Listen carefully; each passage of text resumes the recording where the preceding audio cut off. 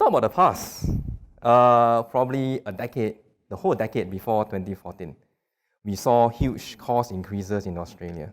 So in order to use the past to forecast the future, we need to understand what actually went wrong in the past.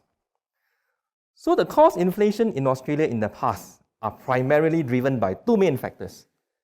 Firstly, very rapid increase in salaries.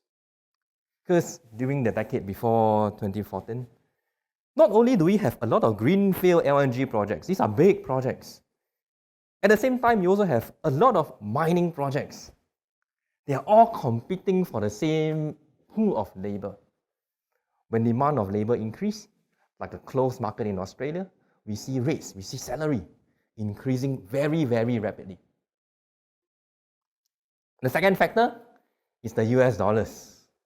US dollars has depreciated against the Aussie dollars for some time before 2014. And the effect of a depreciating US dollars is that when you need to pay in Aussie dollars and you account for it in US dollars, your US dollar amount increase.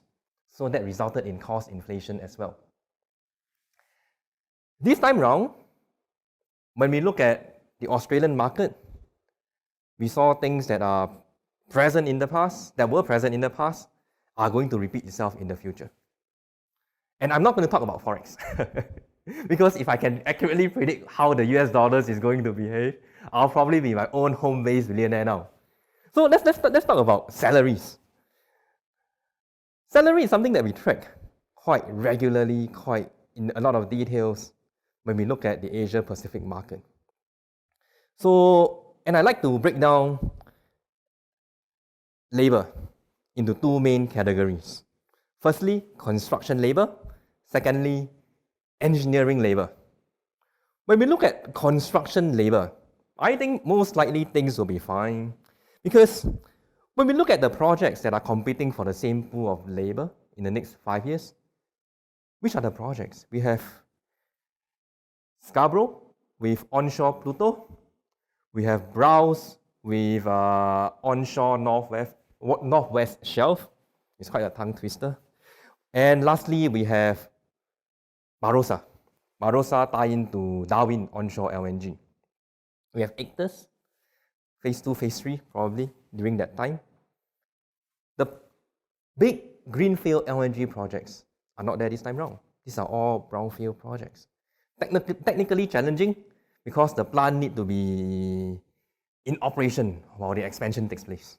But in terms of labor demand, it will not be as high as a brownfield project. And this time round, all the mining projects that were there in the past are not there this time. So in terms of construction labor, I think most likely things will be fine. But when it comes to engineering, it's a bit more complicated. Because why do I say it's more complicated? We need to look at different kind of engineering. Feed engineering, it can be done outside of Australia, probably with some input from Australian offices. So for feed, most likely it will be fine. But the problem will come with EPM and construction management. Because EPM and construction management will need to be undertaken in Australia using Australian labor, Australian engineers, or approved expats from outside of the country. Australia is a closed market. Uptick in demand will cause demand and supply balance to change a bit. Be it this time round, I talk about brownfield project having lesser requirements than greenfield projects, it is still an uptick in demand. And in a closed market like Australia, it will cause salaries to increase.